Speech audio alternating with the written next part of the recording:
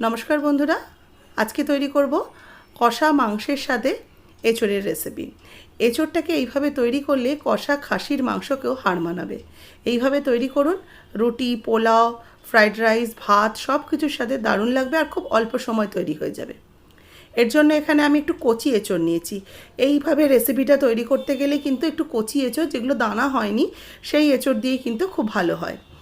আর এর সাথে একটু বড় বড় টুকরো করে আলু কেটে নিয়েছি। আলু আর এঁচোড়টা একটা পাত্রের মধ্যে নিয়ে নিলাম।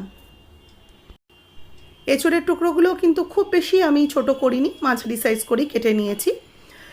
এবার এটাকে ম্যারিনেট করে নেব। তার জন্য এর মধ্যে কিছু মশলা অ্যাড করব। প্রথমেই দিয়ে দেবো এখানে পেঁয়াজ বাটা। এখানে আমি একটা বড় সাইজের পেঁয়াজকে পেস্ট করে নিয়েছি। পেঁয়াজ বাটা দিয়ে দিলাম। দিয়ে দিচ্ছি আদা, রসুন আর কাঁচা লঙ্কার পেস্ট। এখানে আমি দেবো 1.5 টেবিল স্পুনের মতো আদা, রসুন, কাঁচা লঙ্কার পেস্ট। আর কিছুটা আমি আলাদা সরিয়ে রেখেছি পরে ব্যবহার করার জন্য।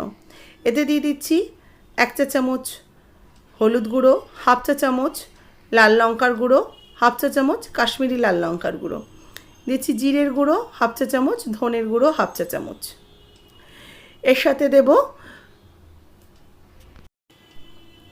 এখানে দিয়ে দিচ্ছি একটু টমেটো পেস্ট। এখানেও টমেটো নিয়েছি, একটা একটু বড় সাইজের টমেটো মিক্সিতে পেস্ট করে দিয়ে দিলাম। দেব স্বাদ মতো লবণ আর দিচ্ছি কাঁচা সর্ষের তেল। এখানে আমি প্রায় 2 চামচের মতো কাঁচা সর্ষের তেল দিলাম। দেব টক দই। টক দইও এখানে আমি 1 চামচের মতো টক দই, মানে 1 টেবিল চামচ টক দই অ্যাড করলাম। এবার এই সমস্ত কিছুকে ভালো করে এটাকে মেখে নেব। এঁচোড় আর আলু একসাথে ভালো করে মেখে নেব।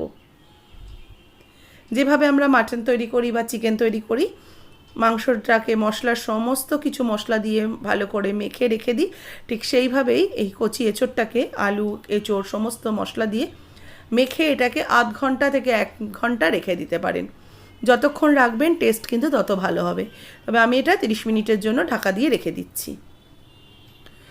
এবার কড়াইতে সর্ষের তেল দিয়ে দিলাম আরও 2 চামচের মতো।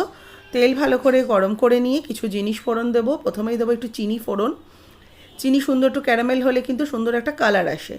এবার দিয়ে দিচ্ছি একটু শাহজিরা।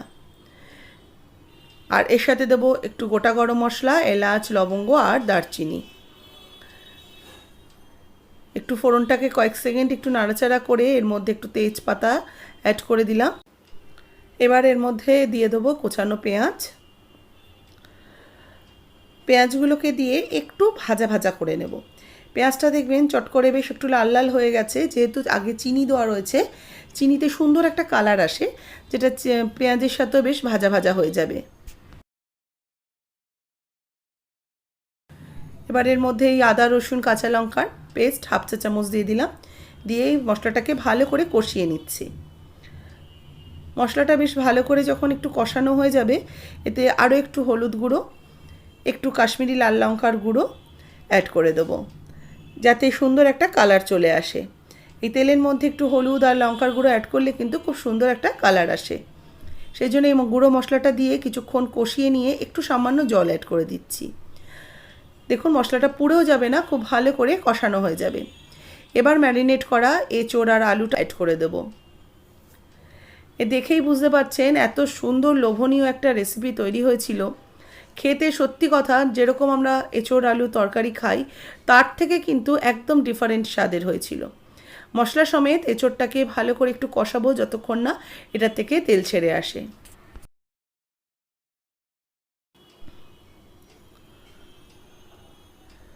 ভালো করে এগুলোকে কষিয়ে নিয়েছি। দেখুন আস্তে আস্তে মশলাটা বেশ ড্রাই ড্রাই হয়ে গেছে, মানে মশলাটা কিন্তু খুব সুন্দরভাবে কষানো হয়ে গেছে।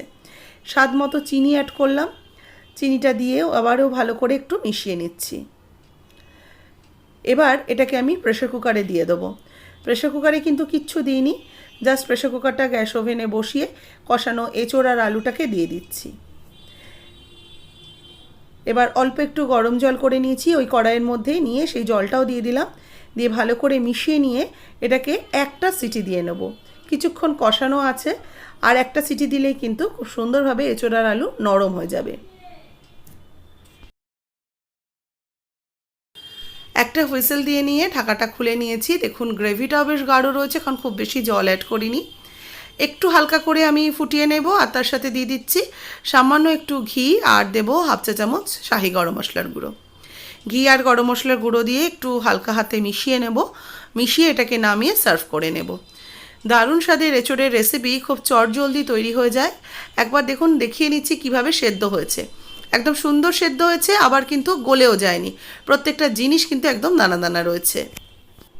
আজকের রেসিপি যদি আপনাদের ভালো লাগে অবশ্যই একটা লাইক শেয়ার করবেন। যারা নতুন দেখছেন আমার চ্যানেলে মিমিস রেসিপিসকে সাবস্ক্রাইব করে পাশে থাকা বেল আইকনটা প্রেস করে দেবেন। যারা ফেসবুক পেজ থেকে দেখছেন পেজটাকে অবশ্যই ফলো করে রেসিপিটাতে একটা লাইক দিয়ে দেবেন, শেয়ার করবেন প্রচুর প্রচুর করে। আর কেমন লাগলো অবশ্যই কমেন্টস করে জানাতে ভুলবেন না।